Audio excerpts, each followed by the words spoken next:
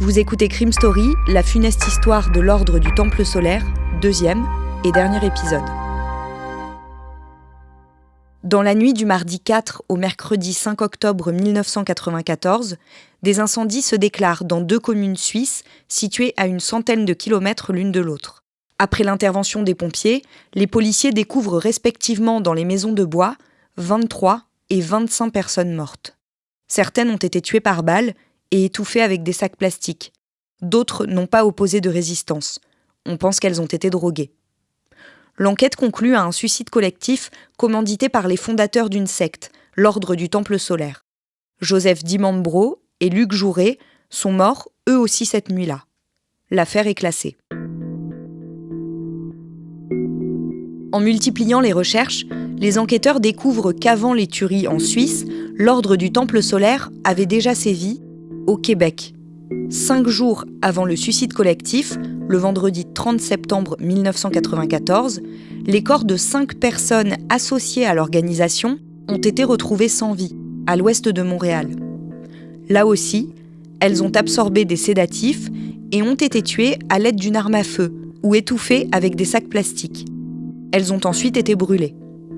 Et là aussi, l'enquête conclut que le commanditaire est mort dans la tuerie.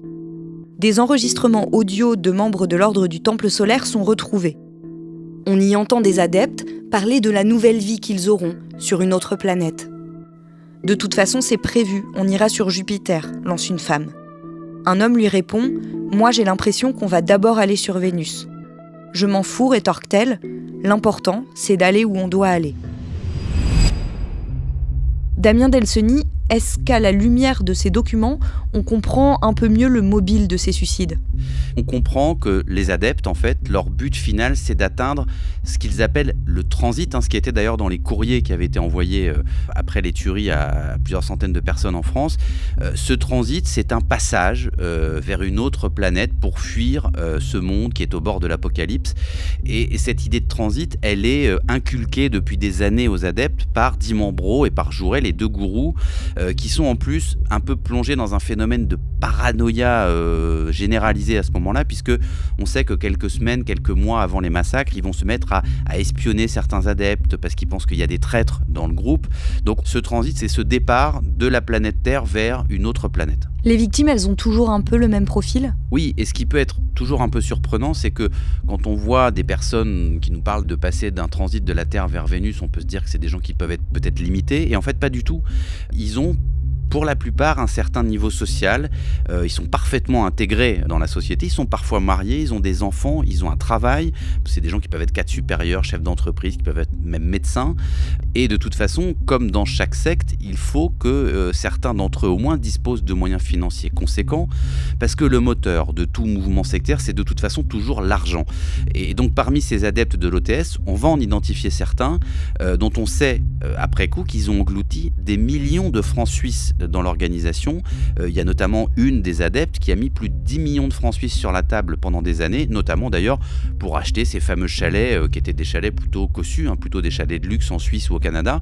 Donc voilà, on se rend compte qu'à la fois les adeptes, c'est pas des gens qui vivent en marge de la société, pas du tout, c'est des gens qui ont un niveau intellectuel, social plutôt élevé et qui pour certains en plus ont des gros moyens financiers dont on va découvrir que ces moyens financiers, ils servent surtout à alimenter le train de vie, comme souvent dans les sectes, des gourous et de leurs proches, c'est-à-dire de Di Mambro et de Jouret. Comment on explique que ces personnes se soient laissées embrigader jusqu'à la mort ? Tout ça, c'est un travail qui se fait en réalité au fil des années, qui est une espèce de lavage de cerveau progressif. Ce sont des gens qui, pour la plupart, ont été repérés, soit dans des conférences, soit dans des réunions, et que le bagout de Di Mambro, l'intelligence de Jouret, tout ça au service du pire, ont permis de capter dans cette espèce de projet de vie un peu en communauté, d'aspiration à quelque chose de meilleur, et puis l'ésotérisme, ça peut fonctionner sur des personnes alors qui peuvent avoir des fragilités psychologiques à un moment de leur vie, familiale ou autre, et qui effectivement vont se tourner vers cette espèce d'abord de sécurité d'une vie en groupe. En plus, comme dans chaque mouvement sectaire, l'OTS, elle avait établi un espèce de classement, c'est-à-dire qu'on rentrait comme à un premier niveau où on n'avait pas beaucoup de possibilités, on avait une cape d'ailleurs qui n'était pas de la même couleur que les autres, et puis au fil du temps, on pouvait grimper les échelons de cette secte, ce qui est toujours aussi quelque chose qui motive les adeptes, et on pouvait finir évidemment évidemment au statut ultime qui était la cape d'or. Alors là, quand on avait la cape d'or, c'était formidable. Mais en fait, on se rend compte que la cape d'or, pour l'avoir, fallait surtout payer en réalité. C'était pas tellement au mérite, c'était surtout ceux qui donnaient beaucoup d'argent qui franchissaient les échelons. Le samedi 16 décembre 1995, un peu plus d'1 an après les suicides collectifs en Suisse et au Québec, un chasseur aperçoit des voitures curieusement abandonnées dans un chemin du plateau du Vercors. Nous sommes près de Saint-Pierre-de-Chérennes, en Isère. Une odeur de cuir ou de cheveux brûlés attire son attention. Il la signale. Mais ce n'est qu'une semaine plus tard, le samedi 23 décembre, que les cadavres sont retrouvés. Les recherches débutaient, mais étaient rendues difficiles à cause du terrain très accidenté. Ces efforts auront donc abouti ce matin avec ce final morbide. Une succession de corps brûlés retrouvés dans le secteur de Serre-de-Page, dans le massif des Coulmes, en pleine exploitation forestière. Gilles Corberan, directeur d'enquête à la gendarmerie de Grenoble, se souvient d'un véritable charnier. 16 personnes, mortes, le visage recouvert de sacs plastiques transparents et fondus. Les corps sont disposés en cercle. Il y a 3 enfants, âgés de 2, 4 et 6 ans. Leur famille avait signalé leur disparition. Tous les corps sont autopsiés. L'Institut de recherche criminelle de la Gendarmerie nationale, l'IRCGN, détermine que 14 des victimes ont été tuées par 1 ou 2 balles de pistolet 22 long rifle, après avoir absorbé des sédatifs. Puis les corps ont été incendiés à l'aide de bois et d'essence. Les 2 exécuteurs du massacre seraient donc les 2 hommes, à côté desquels les armes ont été retrouvées. Après avoir tué tous les autres, ils auraient mis le feu et se seraient tiré une balle dans la tête en se jetant à leur tour dans le foyer. Damien, ces 2 hommes, est-ce qu'on parvient à les identifier ? Oui, assez facilement. Ces 2 hommes, ce sont Jean-Pierre Lardanchet et André Friedli. Alors le premier, Lardanchet, il est inspecteur à la police de l'air et des frontières, à la PAF, et le second est architecte. Alors effectivement, c'est des profils qui peuvent surprendre quand on sait que c'est des personnes qui sont suspectées d'avoir tué plus d'une dizaine de personnes et parfois des très jeunes. Mais Jean-Pierre Lardanchet, le policier, il n'est pas inconnu des enquêteurs. Alors pas seulement parce qu'il est de la maison, comme on dit, mais surtout parce qu'il a fait partie longtemps des renseignements généraux, des RG, avec un autre adepte de la secte qui s'appelait Rostand. Donc il y avait en gros 2 policiers des RG qui étaient aussi des adeptes de l'ordre du Temple solaire, ce qui peut aussi être assez surprenant. Et en plus, ces 2 hommes, Rostand et Lardanchet, ils étaient réputés proches de Charles Pasqua, qui était quand même ministre de l'Intérieur pendant longtemps en France, un ministre de l'Intérieur assez légendaire. Et donc, évidemment, la présence de Lardanchet sur ce charnier dans cette tuerie, elle est à la fois très surprenante et très ennuyeuse. Surtout qu'on va découvrir qu'après les précédents massacres au Canada et en Suisse, et Rostand et Lardanchet, le fameux policier, avaient été entendus par les enquêteurs sur leur lien avec l'ordre du Temple solaire. Est-ce qu'on fait tout de suite le lien entre cette tuerie et la secte de l'ordre du Temple solaire ? Oui, grâce effectivement à ce policier, parce que ce policier, il a déjà été entendu dans la procédure sur l'OTS. Et puis, il y a quand même aussi cette espèce de mise en scène avec ces corps qui sont un peu disposés en étoile. Et puis, l'utilisation de sédatifs, les incendies, enfin, tout ça ressemble fort au mode opératoire de l'OTS. On pensait qu'avec la mort des 2 gourous de cette secte, il n'y avait pas de possibilité que ce type de tuerie se produise à nouveau. C'est effectivement très déroutant parce que on ne comprend pas comment, 1 an après, alors que les gourous sont morts, alors que cette OTS ne semble plus exister, elle est encore quelque part vivante dans la mort, quoi. En France, cette tuerie-là, c'est vraiment une déflagration. Oui, parce que c'est la première fois sur le sol français, en métropole, que les adeptes d'une secte se donnent la mort collectivement. C'est vraiment une vraie onde de choc. Et puis, il y a quand même le nombre. Il y a quand même, on est sur 16 personnes. Parmi ces victimes, il y a des enfants. Il y a même d'ailleurs les enfants du fameux policier Lardanchet, qui fait partie lui aussi des victimes. Donc ça veut dire qu'il a tué ses propres enfants avant de se tuer lui-même. Donc évidemment, l'onde de choc du massacre du Vercors, elle va largement dépasser les frontières françaises. Et très vite, il va y avoir des dizaines de journalistes qui vont affluer du monde entier dans ce coin un peu perdu de la montagne du Vercors. Au journal télévisé de 13h du samedi 23 décembre, quelques heures après la découverte des cadavres dans le Vercors, le journaliste Gilles Boulot évoque l'hypothèse selon laquelle le chef d'orchestre et compositeur suisse Michel Tabachnik aurait pu permettre à la secte de survivre. L'une des caractéristiques de cette secte, c'est qu'elle était malgré tout structurée. Il y avait donc le Duumvira, Jouret, Dimambro, et puis il y avait en deçà toute une hiérarchie des gens habillés de capes, des capes très différentes, de telle ou telle couleur, et donc cette hiérarchie était bien réelle, et au sommet de cette hiérarchie, en deçà de Jouret et Dimambro, se trouvait donc le numéro 3. Ce numéro 3 est bien vivant, il habite en France, c'est un citoyen français. Vous l'avez vu, vous l'avez rencontré? Nous l'avons rencontré, les policiers français connaissent son existence, c'est un monsieur apparemment très sage, un humaniste, un artiste, un chef d'orchestre réputé qui dirige des œuvres classiques et qui compose également des morceaux donc de sa composition au titre assez transparent. Il parle de cosmogonie, de rose, la rose des rose-croix naturellement. Et très curieusement, cette personne, ce monsieur, n'a jamais été entendu par le juge Piller, qui est donc le juge helvétique, qui depuis 14 mois suit cette enquête et mène l'instruction. Puisque les deux gourous sont morts en octobre 1994 lors des tueries en Suisse, quelqu'un d'autre les a forcément remplacés. Le célèbre musicien pourrait-il être le commanditaire du massacre du Vercors ? Tous les médias reprennent l'information. Le premier concerné, lui, dément formellement. Je n'appartiens pas à l'ordre du Temple solaire, je n'ai pas de carte de membre, je n'ai jamais eu de carte de membre du Temple solaire, je n'appartiens à aucun ordre quel que ce soit.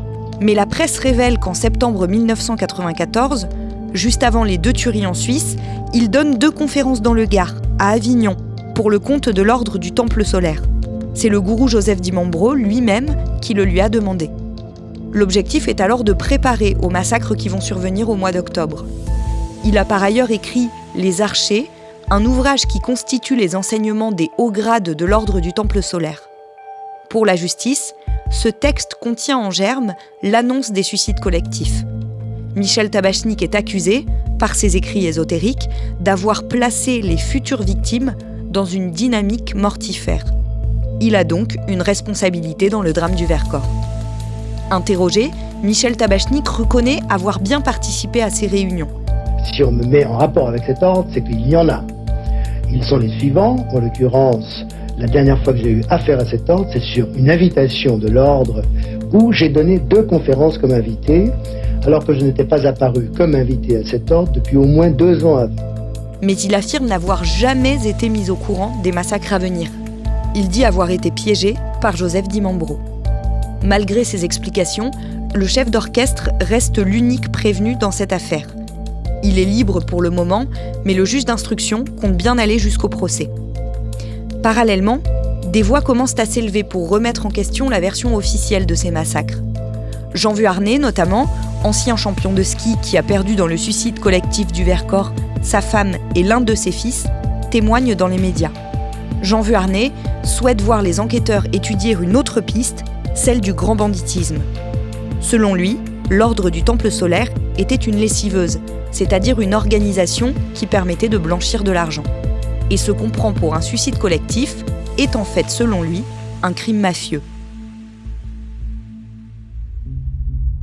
Damien, est-ce que cette hypothèse trouve écho auprès du juge d'instruction ? L'hypothèse émise par Jean Vuarnet, elle n'est pas complètement idiote.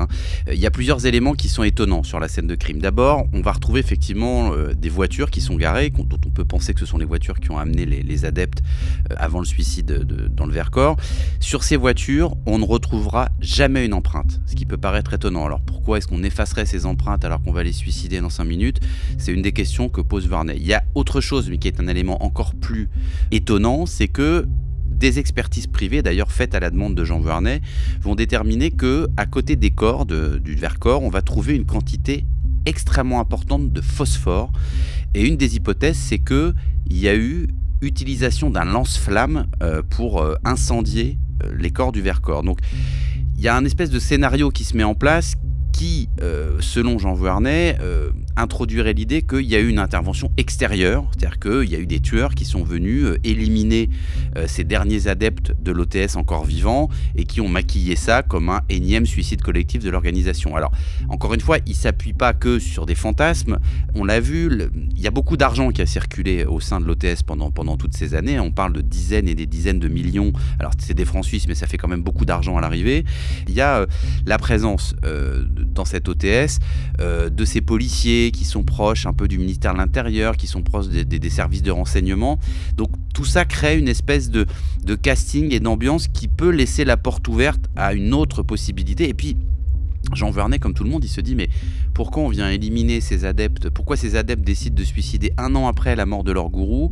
Donc lui, il est plutôt sur cette intervention extérieure, mais c'est pas celle qui va être retenue in fine par le juge d'instruction. Le samedi 22 mars 1997, 2 ans après la tuerie dans le Vercors, il y a un nouveau drame au Québec cette fois. Ouais, ce sont 5 autres membres de l'ordre du Temple solaire qui sont retrouvés morts à Saint-Casimir au Québec. Et là aussi, on découvre dans des documents qu'ils souhaitaient aussi rejoindre Sirius, cette fameuse étoile, avec toujours cette idée de transit. Donc on est sur un nouveau suicide collectif. Finalement, Michel Tabachnik est bien le seul traduit en justice en France. Il est renvoyé 5 ans plus tard, en décembre 2000, devant le tribunal correctionnel de Grenoble pour association de malfaiteurs. Oui, alors pourquoi association de malfaiteurs ? Alors c'est une désignation criminelle qui est un peu fourre-tout en fait dans la loi française. Alors déjà elle n'existe pas en Suisse, donc il ne pouvait pas être poursuivi pour ça en Suisse. Et c'est vrai que l'association de malfaiteurs c'est quelque chose qui, un peu passe-partout dans le code de procédure pénale français. On sait que c'est difficile de lier directement Michel Tabachnik au suicide collectif et au massacre, d'une part parce qu'il n'était pas physiquement présent ni en Suisse ni en France à ce moment-là. Donc cette association de malfaiteurs en quelque sorte c'est de dire il a eu une espèce de responsabilité ou un lien entre ce qu'il a pu faire au sein de l'organisme et ce qui s'est produit après. Son procès s'ouvre le 13 avril 2001 au musée-bibliothèque de Grenoble qui a été transformé en salle d'audience pour l'occasion. Oui, c'est un procès un peu exceptionnel, donc c'est une salle un peu exceptionnelle qui, un monument historique qui est transformé en salle d'audience.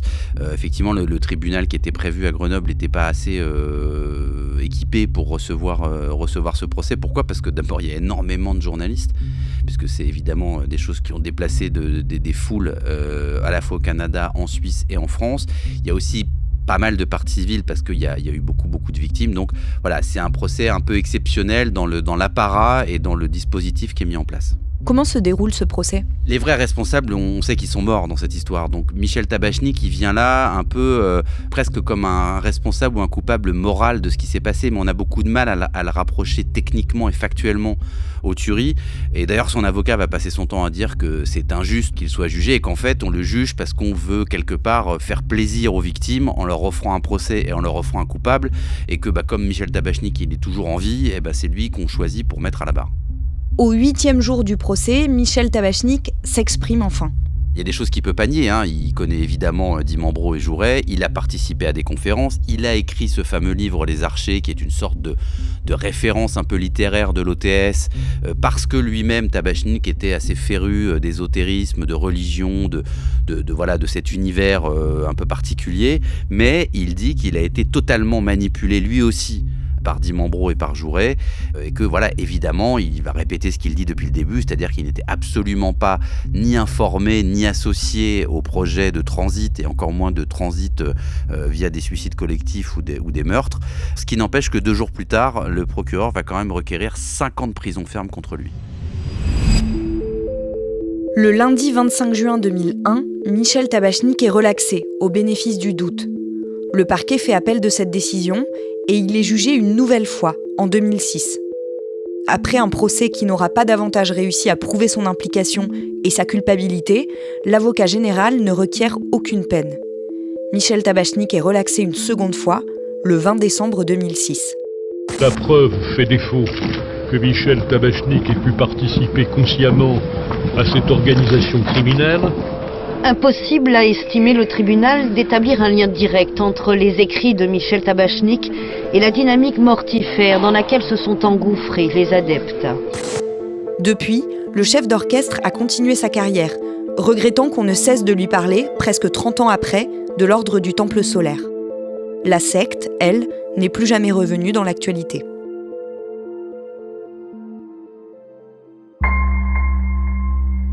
Vous venez d'écouter Crime Story, le podcast fait divers du Parisien.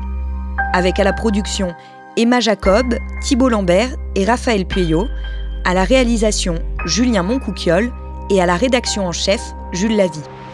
Si vous avez aimé cet épisode, vous pouvez nous le dire avec des petites étoiles ou en nous laissant des commentaires.